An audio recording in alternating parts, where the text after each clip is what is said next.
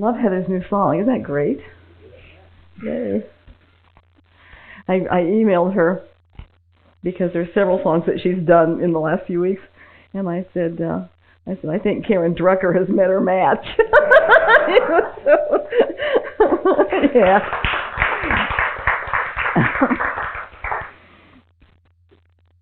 Well, and she did this song because of my topic this morning, a deep breath, my theme, a deep breath of spring. So I love it when the music matches the topics and the themes. It's always fun. It makes it kind of bigger, you know. It's just not a song here and the topic there, but it kind of makes it more of a happening. Well, the first day of spring occurs in March, and it's generally on the 20th or the 21st. But this year, for the first time in 124 years, the first day of spring begins on March 19th. Isn't that interesting? Yeah. Spring marks the vernal equinox, the time when the length of the day and night are even, hence the name equinox, equal night. And the reason that spring comes early this year is that the Earth's elliptical orbit is changing its orientation. And that causes the Earth's axis to constantly point in a different direction. And since the seasons are defined as beginning as strict 90-degree intervals, these positional changes actually affect the time the Earth reaches each 90-degree location on its orbit around the Sun. So I thought that was kind of interesting. But you know, the beauty of March is in the anticipation of the coming warmer weather, a rebirth of the flowers, the greening of the trees.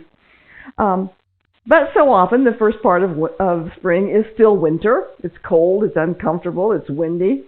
And so I've taken my topic this morning, in like a lion, out like a lamb, from the proverb that says March comes in like a lion and goes out like a lamb. And we certainly get that. I mean, we've experienced it. If you read the e-news, I wrote that my first official talk as spiritual leader here was on the first Sunday in March of 2006. And after the service, a group of us went to the Cow Palace for brunch, and while we were eating, we had a snowstorm. It was a whiteout. You could not see out the windows, literally. And by the time we were finished with lunch, everything had stopped and was beginning to melt. So that was my first introduction to Arizona weather. You know, it's kind of strange. Yeah. In ancient Rome, the new year began in March, not January. And March 1st, today, was the festival of Matronalia, which was dedicated to women and children and celebrated Juno Lucina, the goddess of childbirth and motherhood. And here in the States, the month of March has been named Women's History Month, honoring the contributions of women. President Jimmy Carter wrote, "From the first settlers that came to our shores, from the first American Indian families who befriended them, men and women have worked together to build this nation. Too often, the women were unsung, and sometimes their contributions went unnoticed. But the achievements, leadership, courage, strength, and love of the women who built America was as vital as that of the men whose names we know so well." So just as in Rome, we have our own dedication of women. And I do feel that March is a perfect time to celebrate it because it does represent fertility, new birth, new growth. And if you look out, the vines next to our memorial wall are beginning to flower already. You know, those little yellow ones. Well, I have orange ones later on, but the yellow ones come in first. Yeah, and of course soon we're going to start seeing the baby quail following their parents around, and those big fat lizards that I love that hang around our walls are going to come out from hibernation. So all things start to open up, you know, in the month of March. And so, what does all of this have to do with a spiritual lesson? How do I put all of that together? Mythologist Joseph Campbell often referred to the Sanskrit phrase tat tavam asi, which is translated as thou art that. So the full Sanskrit phrase is thou art that which I am that which thou art. And I think that sometimes that we get so caught up in our little window of the world that we don't see the connections. We don't see the connections with nature, with ancient peoples, with others whom we may never meet, but who nevertheless have contributed to our well-being. And with the cosmic mystery that is life itself. There's so many connections when we open to them.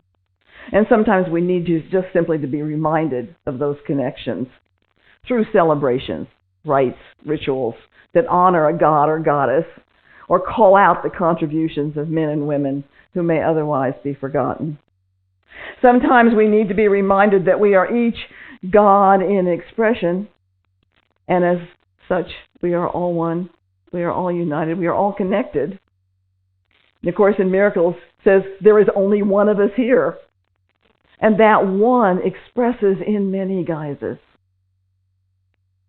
This past week, I watched a news commentary, I don't know if I can get through this without crying, showing a video of a 9-year-old boy from Australia with dwarfism. His mother filmed it to show what bullying had done to her child. He was crying uncontrollably and screaming, "I want to die, I want to die." I did it. The commentator began to tear up about the same time that I did. And I wonder how many of us watching that suffering child had our hearts broken in that moment. And what is that? What is that? German philosopher Arthur Schopenhauer asked, how is it possible that suffering that is neither my own nor of my concern should immediately affect me as though it were my own, and with such force that it moves me to action? We've all experienced that. When my son was in high school, he managed to wrap his car around a pole and was trapped inside while it began to catch fire. And even though it was very dangerous, several men came running forward to help him. And one man said afterwards, "I couldn't have lived with myself if this boy died and I had done nothing." So he risked his life because he could not live with himself if he didn't. So the answer to Schopenhauer's question is that the immediate reaction and response represents the breakthrough of the mystical and metaphysical realization that is best rendered as thou art that. Tat tavam asi. That outer barrier is penetrated so that the other is no longer a stranger, but someone, according to Schopenhauer, in whom I suffer, in spite of the fact that his skin does not enfold my nerves. So this fundamental insight brought Schopenhauer to the revelation that my own true inner being actually exists in every living creature, and is the ground of that compassion upon which all true, that is to say, unselfish virtue rests, and whose expression is in every good deed. The commentator and I were brought to tears because our inner being exists in that little boy. Brad Williams, an actor with dwarfism, saw the video, which had gone viral, and began a GoFundMe page to help send this boy to Disneyland. And to date, it's reached over $350,000. The man risked his own life to save my son because his inner being exists in my son. So my inner being exists in you, and your inner being exists in me, and how else can it be? At that level beyond the physical that we call metaphysical, we are all connected. We are the one life, one God, individualized in human form. So we come from a unity that can never be broken, even though sometimes it appears to be. So what all of these events do, going back to the first day of spring, the rites and the goddesses and all of this, is to help us realize our connection with each other, with all life, and with the mystery that is contained in this life. And to me, recognizing that relationship is the crux of my spiritual quest. My life expands as I become part of that greater whole, as I become aware that I exist in you and you exist in me.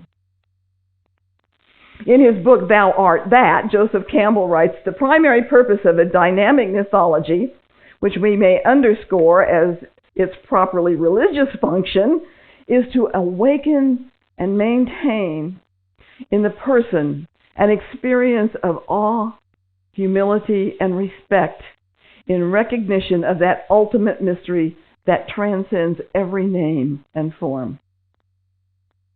Into how many of us has the weight described by the physicist Aaron Schrödinger been born that, quote, this life of yours that you are living is not merely a piece of the entire existence, but is, in a certain sense, the whole. Only the whole is not so constituted that it can be surveyed in one simple glance. This is what the Brahmins express in that sacred mystical formula that is really so simple and so clear. Tat Tavam Asi. That is you. Thou art that. When we isolate the events of our lives and see them as separate and individual and not linked to a deeper connection, then we lose that sense of what is sacred and holy. It's just another normal day, another normal experience. When we ignore the divinity that is tucked into every event and we hide from ourselves that transcendent part of us that is God expressing as us, then we lose in the process. We lose. Meister Eckhart said, apprehend God in all things, for God is in all things. Every single creature is full of God and is a book about God. Every creature is a word of God. And for me, that's the aim of my spirituality, to be able to see God in all things, to see the transcendent within the mundane. The honoring of women through matronalia, or Women's History Month, is a celebration of the divine feminine that is part of all life. When I can see that, when I can see the connection, then I can honor all women and myself as a woman, because the inner being of every woman since the beginning of time exists in me and in you, be you a woman or a man. And in thinking about it too, that connection reaches beyond creatures and into the mystery of the cosmos. Most of the time, most of you know that I talk to Orion when he's visible. I often step out. I get up at ungodly hours on the morning on Sunday morning, and I step out and I ask Orion for inspiration and guidance. Just look up there. Okay, come on. What you got? Do I think Orion is a real entity who will reply to me? No, I don't. But I think in my interaction with that something happens that is mystical, that takes me beyond words. Orion is one of the oldest constellations with roots in many ancient cultures. It's one of the first 48 constellations cataloged by Greek astronomer Ptolemy in the 2nd century. How many people since the 2nd century have looked into the night sky and asked Orion for help? I don't think I'm alone. And I think all of those conversations exist somewhere in me. And when I can get my littleness, my ego out of the way, then I open myself up to a cosmic response for my quest for inspiration. And I think that when we can see these things from this broader vista, that we can find deeper meaning in everything, and not just even the events of our lives. I've thought about our topic in like a lion and out like a lamb. And I've asked, what else does this mean besides a cold, stormy beginning and a warm spring end to the month of March? What else? What else? How else can I look at that? What's the message in this for me? And what I came up with for me is, how many times have I responded to a hurtful situation like a lion? Fierce, angry, ready to pounce because I've been wronged.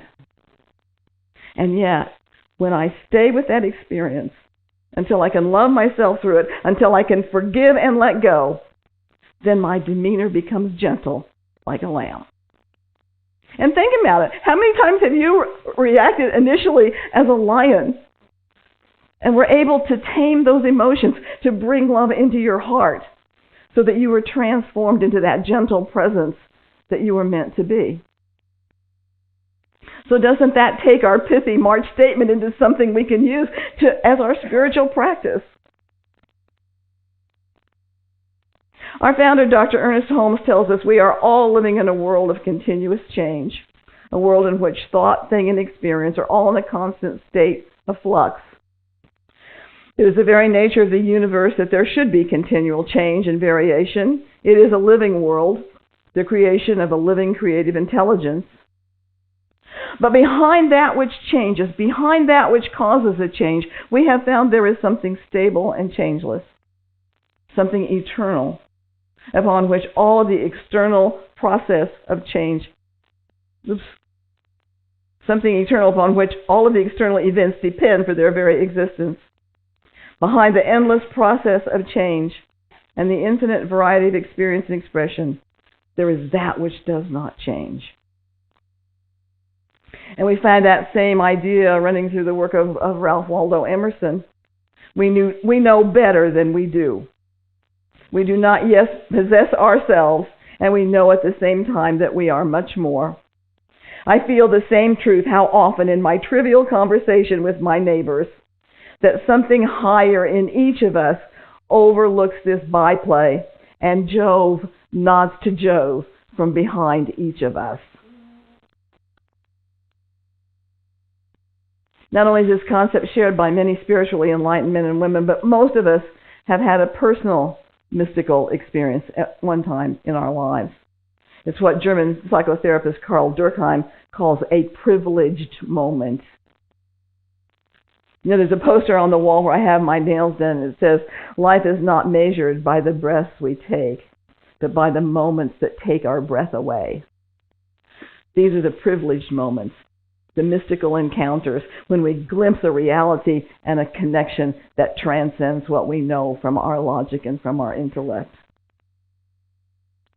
So I think the spiritual quest for you and me is to watch for this interplay, to become aware that each experience can become a call to the divinity within us and with everyone and with everything.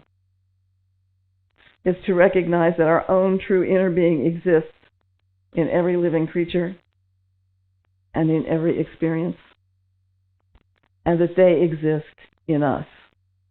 Tat Tavam Asi. Thou art that. Namaste.